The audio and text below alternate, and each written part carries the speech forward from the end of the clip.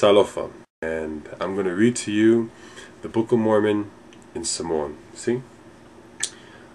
O le tusia mona, o se tasi molimau ya Yesu Kiriso. So this is the Book of Mormon in Samoan.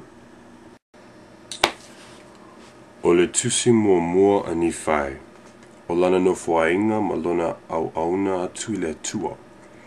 O le tala ia li ai malona tua lua o sarai a tua mona te lii e tua wha. O ingoa e a fua i le ulumatua, ia la mana, ma le muelu, ma sama, ma Nifae. Ua whetalai mai le atua ia li ai, ia sola mai le nuu o Yerusalema. Awana ia vavalu i le nuu e winga ia la to amio le tonu, ua la to sa ili foi e ave esilo na ola. Ua la to o malanga malona au ainga i aso e tolu i le vau. Ua ave ni whae ona uso ma ua la to foi atu i le nuu o Yerusalema e mawai le tusi a tangata Iutea. O le tala i la to pupuanga, ua la to whaiava i a whawhine o Ismaeli.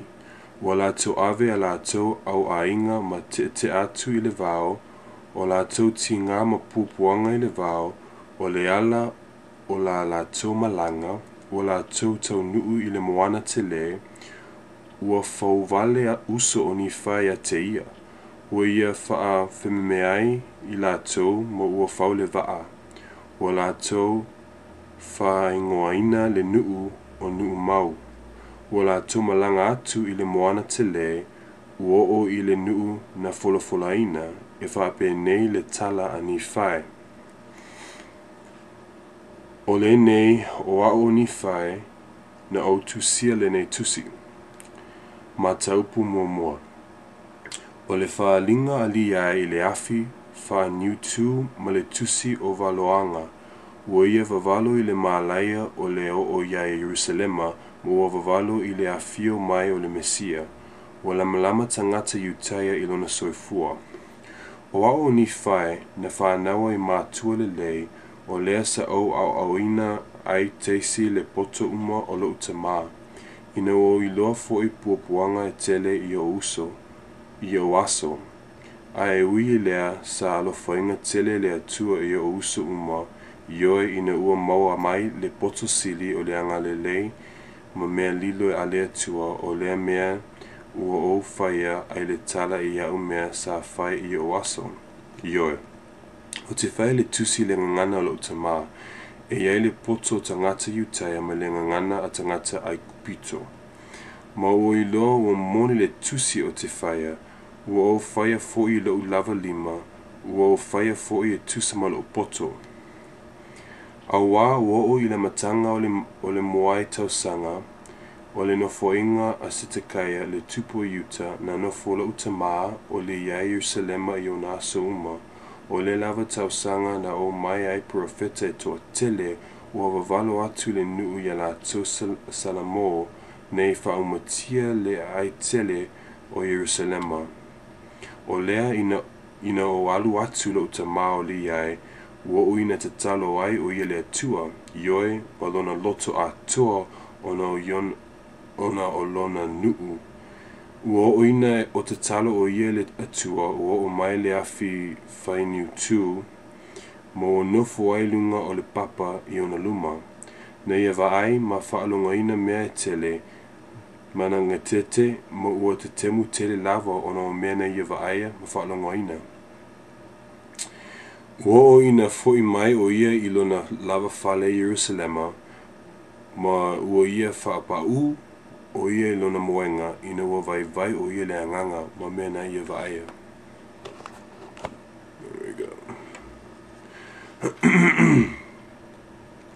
Ina ua whaapea foi ona vai le anganga sa vesina o ia i le whaalinga, ua o ina ia i loa le langi.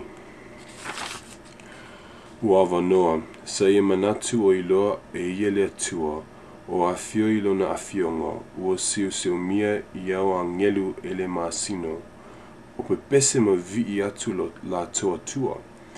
Ua o ina ia i loa atu le toa tasi o afio ifo, mai le totununga lemu, totonunga lemu o le langi, ma ua na iloa fo'i ua sili lona pupula ai lo le la ilo au auli. Ua na iloa fo'i nisi o toa se fulu ma le toa lua o mulimuli atu ia te ia, ua sili lo la tu pupula ilo fitu o le langi. Uma liu ifo i la tau ma atu i le fongaele ele, na fio mai le mua ma tu e luma o lo utama, ma ua ia avane a te ia se tusi, ma ua fetalaya ne a te ia na te faitawina. Ma ua o ina o faitau o ia, ua faatumuina o ia le anganga o le tua. Ma ua faitau o ia ua faapea mai, o i ta alofa ia Yerusalema. Aua ua o iloa au mea inosia, ioe e tele mea sa faitau o lo utama e uinga Yerusalema, o le faumatia o mao tangata, e whano nisi o toa tele le pelu, o toa tele foi e avea faatangata o taua i Papelonia. Ua ina ua faitawina ma iloa o lo utama mea te tele lava ma le ofo-ofoinga e tele mea sa ia wala awa tu le tua, e iai lea li e, lea tua e ona le malosi umo, e sili ma ua ofo-ofongia au ngaluenga, e maua lunga i le langi lo afioanga, o lo mana ma lo angalelei, ma lo alofa ua i lunga o tangata uma o le langi, ona ua e alofa tele foi, e tele tuuina atu, ai ia whano i lātou, o eo atu ia te oe. Sa whapea upu o lo utama, i le vivi i atu lona atua, au wasa o le oli lava lona anganga. Ua tumu lona loto atoa, ona o mea ua na vaaya, ioe na whaali mai ia te ia le atua. O le nei o wao o Nifae, o te le whai le tala atoa i mea tusia lo utama, au wā ua ia tusia mea e tele ne vaai whaalinga mai mamiti, ua ia tusia foi mea e tele na valo ia ma whai mai ai i ana whanau, o te le whai ai le tala atoa, au te whai le tala i au mea se sa whai i au i o waso, whauta ua o tusia whaoto-oto le tusi a lo utama, i papa tusi ua o ngausia i o lava lima, o le nei a umaona o whaoto-otoina le tusi a lo utama ona o whaia lea le tala i lo lava ola. O lea o te manao ai ina ia o toiloa ina ua uma ona whaali le tua mea ofo-ofongia i lo utama, o li ai ioe e uinga i le wha funonga o Yerusalema whauta o alu atu o iele nuu, o wa mata ona vavalo matalai atu ia te lato o mea ua uma ona ia vaaia ma whaalongo ina. Ua ina whaatawemu tangata Utaia, ia te ia ona o mea na ia moli mau atu ia te lato, awa na ia moli mau whaamaoni i la lato amioleanga ma la lato mea inosia. Na ia moli mau foi mea na ia vaaia ma whaalongo ina, ma mea foi ua na whaitawina le tusi, ua tautino mai ai le afio ma le mesia, a toma le tongi o la ina o le laulangi.